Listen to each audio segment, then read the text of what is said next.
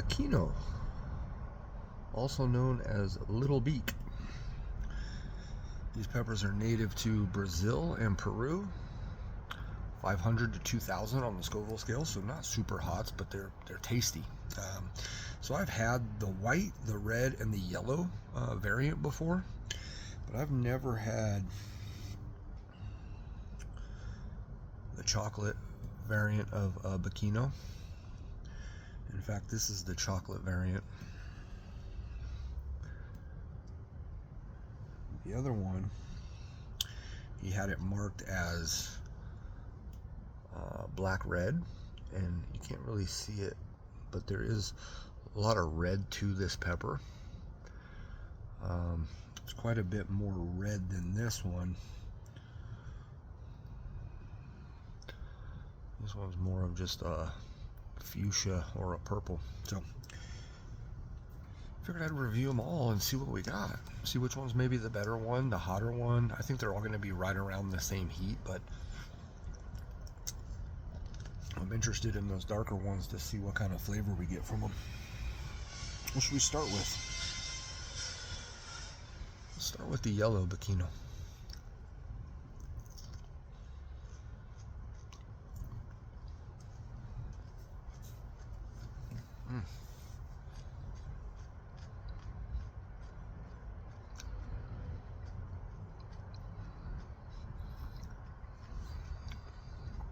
A nice burst of citrus, and then kind of tapers off into like a fruity kind of taste. Very minimal heat on that. In fact, I'm not really detecting much of any heat on that. Let's try the red. I mean, they're beautiful little chilies too, really cool peppers.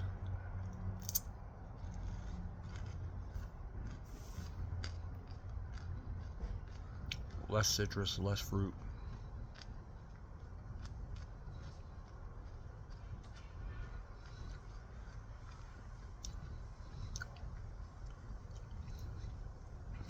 And again, pretty low level of heat on that, but it might have been just a slight uptick from what the yellow one offered. Little Beak white, Biquinho white. Beautiful chili, look at that thing. It's almost opaque. Just a nice stark vanilla.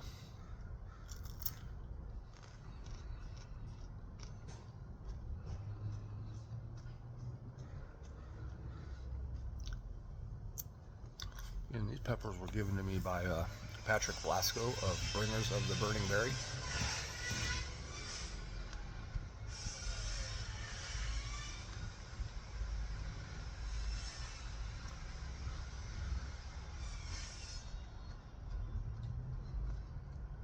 Typical white pepper flavor, but that one's got the most heat so far. For sure. I'm actually feeling a little bit of a sizzle on the tongue, and it actually hit the back of the throat upon the swallow. Kind of choked me a little bit. All right, let's try the purplish looking black.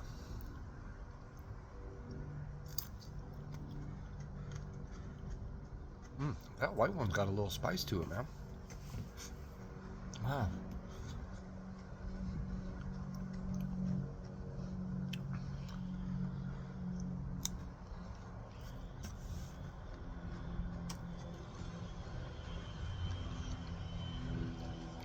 Kind of a neutral flavor on that. A little fruit on the back end.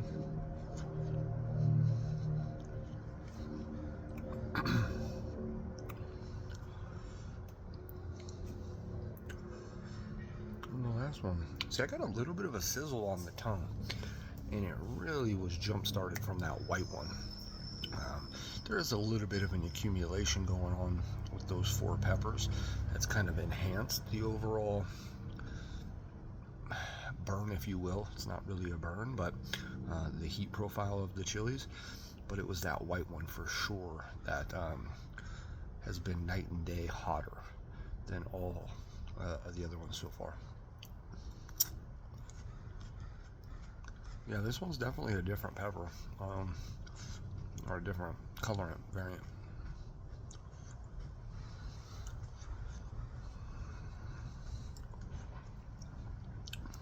Ooh, this one tastes just like, hold on. Last one for the birds today. It tastes like a fucking cherry. And I'm not making that up.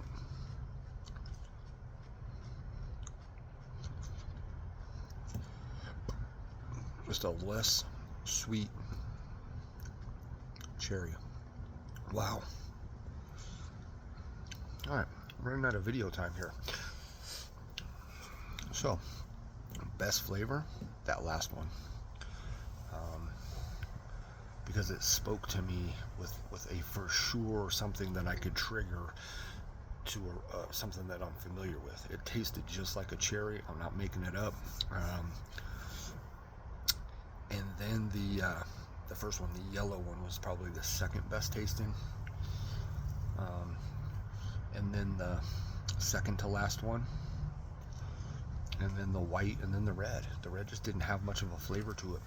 The hottest one, though, is that white one. Hands down, without even question. All four of the other ones were like kind of at the same level. And that white one was significantly enhanced from where the other ones were.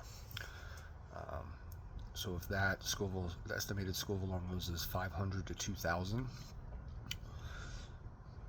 For comparison, let's say the white one was probably at the max, and all the other ones were probably closer to the very bottom.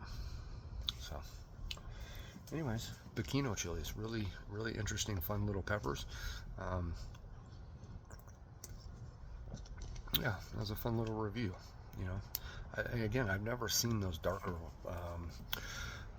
Biquinhos like that. I've seen the whites and had the whites. I've had the reds and I've had the yellows. And I think that red one just didn't have a good flavor, because I've had some red ones that do have some good flavor to them. This one today just was kind of a dud in terms of, well, I guess flavor and heat. But anyway, hope you guys enjoyed. Thanks for being here. Happy, was it Memorial Day? No, Labor Day. Enjoy your Labor Days.